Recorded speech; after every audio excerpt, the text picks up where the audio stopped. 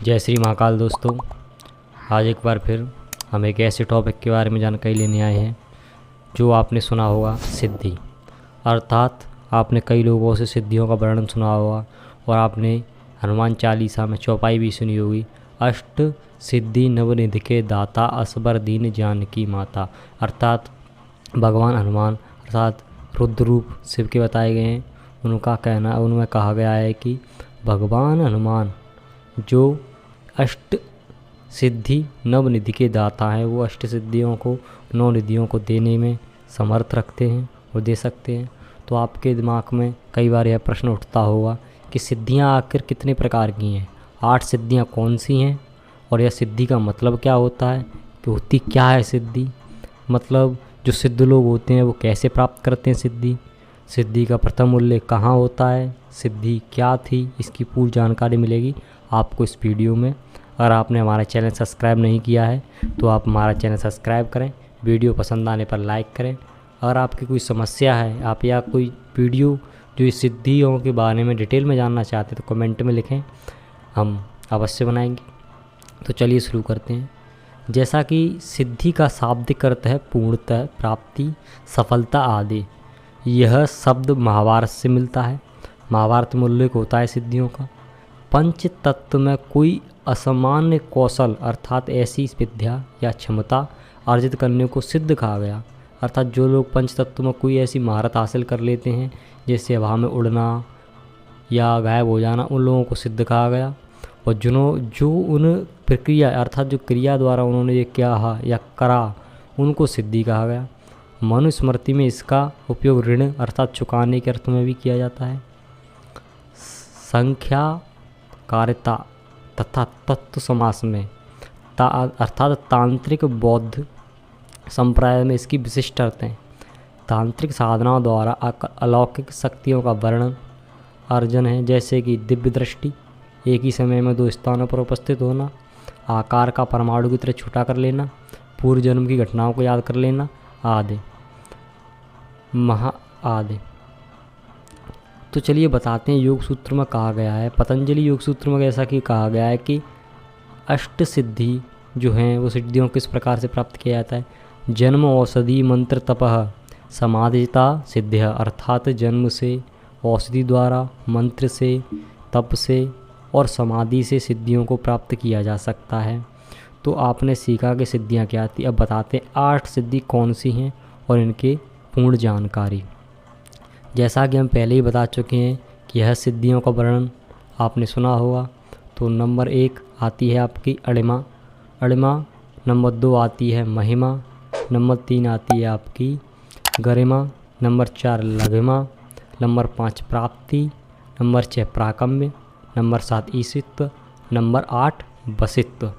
अब इसकी डिटेल में जानकारी देते हैं कि यह सिद्धियाँ का अर्थ क्या है और कैसे होती है। जैसा कि हमें बताए गए हैं कि शास्त्रों में सिद्धियों की चर्चा की गई है और इनको प्राप्त करने के लिए कुछ नियम बताए गए हैं, जैसे नियमित अनुशासन में रहना, अनेक प्रकार के परा और अपरा सिद्धियों की जानकारी देती है। देखो, सिद्धियाँ 2 प्रकार की होती हैं, एक परासिद्धि और एक अपरासिद्धि। परासिद्धि वह होती है जिसमें प्रकृति अर्थात फिजिकल अर्थात भौतिकीय दुनिया के बारे में जानकारी प्राप्त हो, जैसे कि पृथ्वी में गड़ा हुआ धन प्राप्त करना और हवा में उड़ना, अर्थात वह फिजिकल अर्थात रूपों को बदलना, गायब होना, जो फिजिकल है अर्थात जो भौतिकी है, प्रकृति में होने वाली सिद्धियों को परासिद्धियाँ कहा गया। अपरासिद्धियाँ वह थीं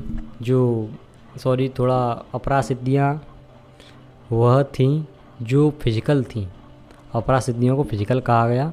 और जो परासिद्धियाँ थीं अर्थात जो इस दुनिया से पूर्ण थीं, वह अनफिजिकल या नॉन फिजिकल अर्थात आध्यात्मिक सिद्धियाँ थीं, जैसे कि भगवान की प्राप्ति, ईश्वर प्राप्ति, मोक्ष आदि यह परासिद्धि थी।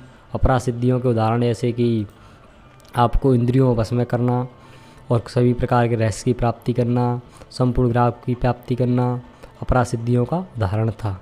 अपरासिद्धियाँ जैसे कि कर्ण ने ली थी, सूर्य के पास थी, जैसे कि उनका कवच, कर्ण का कवच था, ये अपरासिद्धियों के अंतर्गत आता था।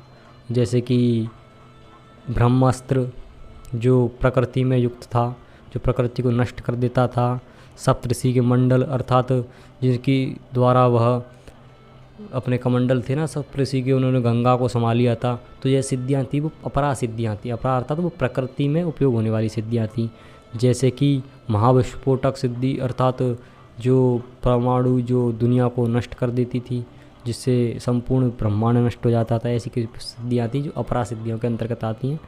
और परा सिद्धियों को आप जान ही गए हैं, जो भगवान की प्राप्ति, ईश्वर की प्राप्ति और मोक्ष द्वार अर्थात ऐसी सिद्धियाँ अपरा सिद्धियाँ कहलाई। तो चलिए कुछ 8 सिद्धियों का वर्णन है जैसा कि मैं बता रहे हैं। तो किस प्रकार है, तो देखो 8 सिद्धियों का वर्णन महर्षि मार्कंडेय सबसे पहले बताया गया है कि इन सिद्धियों का वर्णन महर्षि मार्कंडेय पुराण और ब्रह्मवैवर्त पुराण से प्राप्त होता है। इनका इस प्रकार है जैसे कि हम बता चुके हैं, अणिमा, महिमा, गरिमा, लघिमा, प्राप्ति, प्राकम्य, ईशिता और वसिता। तो चलिए हम शुरुआत कर रहे थे नंबर 1 अणिमा सिद्धि। अणिमा सिद्धि से अपने शरीर को सूक्ष्म बना लेना, यह क्षमता थी इसकी। यह सिद्धि वह सिद्धि है जिससे युक्त होकर व्यक्ति सूक्ष्म रूप धारण कर एक प्रकार से दूसरों के अदृश्य हो जाता है, अर्थात दूसरों को दिखाई नहीं देता है। यह कितने भी कठोर पदार्थ हो उनके आर पार हो सकता है, उनमें जा सकता है, आ सकता है। इससे किसी के बंधन में नहीं हो सकता। इससे व्यक्ति इतना लघु आकार का हो जाता है, इतना लघु आकार में रूप हो जाता है कि वो परमाणु रूप में बदल जाता है, अर्थात उसके अंदर परमाणु शक्ति आ जाती है। वह वीर और बलवान हो जाता है। अणिमा सिद्धि के संपन्न होने से योगी की शक्ति द्वारा अपार बल हो जाता है। वह सृष्टि का विनाश अर्थात सृष्टि को हिला भी सकता है, इतनी ताकत होती है अणिमा सिद्धि से। अब नंबर 2 बात आती है हमारी महिमा सिद्धि। आपने को बड़ा करना, विशाल कर लेने की क्षमता को महिमा सिद्धि कहा गया। यह आकार को विस्तार देती है, विशालकाय स्वरूप को जन्म देती है। इस सिद्धि से संपन्न होकर समाधि में साधक विस्तार करने की क्षमता हो जाती है। वह केवल ईश्वर ही अपनी सिद्धि से ब्रह्मांड का विस्तार करते हैं, उसी प्रकार साधक भी इससे अपार शक्ति का विस्तार करता है। जैसे कि आकार को बढ़ा लेना, जैसे ईश्वर ने हमारे ब्रह्मांड को बनाया तो अपार सृष्टि बना दी, इतनी बड़ी सृष्टि बना दी, इतना बड़ा कर दिया, वह सब अणिमा महिमा सिद्धि का उदाहरण है। इससे ही जो साधक होता है उसके पास अपार शक्ति आ जाती है। वह कोई भी व्यक्ति को कितना भी विस्तार से बड़ा कर सकता है और खुद को कितना भी बड़ा कर सकता है, किसी वस्तु को भी बड़ा कर सकता है। चलिए बात करते हैं नंबर 3 गरिमा सिद्धि की। इस सिद्धि से मनुष्य खुद को जितना चाहे उतना भारी कर सकता है। यह सिद्धि साधक अनुभव कराती है कि उसका वजन भारी और बहुत बहुत भारी हो गया है। वह किसी के हटाए से नहीं हटता है, वो किसी के हिलाए से नहीं हिल सकता है। इस सिद्धि का उपयोग कई प्रकार दिखाया गया है, जैसे कि अत्यधिक वजन हो जाना। इससे जो बताया गया था कि जब भगवान कृष्ण थे तो उन्होंने जब भगवान कृष्ण थे या फिर कहें भगवान शिव थे, जब रावण ने उनके शिवलिंग को ले जा रहा था तो इतनी भारी शिवलिंग हो गई थी, उनके उठाए से नहीं उठी और रावण ने उस शिवलिंग को धरती पर रख दिया था। इसी प्रकार गरिमा सिद्धि की कुछ उदाहरण थे ही। लघिमा सिद्धि इतनी हल्की हो जाता है शरीर इंसान का कि वह हवा में उड़ने लगे, तो उतना अत्यंत हल्का हो जाता है कि वह किसी के अनंत ब्रह्मांड में फैल जाता है, अर्थात किसी के पास या बुलाकर उसको हल्का इतना कर सकता है कि वह सूक्ष्म द्रव्यमान में विलुप्त हो जाता है। स्वयं को हल्का करने की क्षमता लघिमा सिद्धि के साधक स्वयं को अत्यंत हल्का अनुभव कराता है। इससे दिव्य महर्षि के प्रभाव से योगी सुदूर अनंत तक फैले हुए ब्रह्मांड के किसी भी पदार्थ को अपने पास बुलाकर उसको लघु करके अपने हिसाब से उसमें परिवर्तन कर सकता है। लघिमा सिद्धि से वह सूक्ष्म हो जाता है, बस सूक्ष्म नहीं अर्थात वह वजन में हल्का हो जाता है।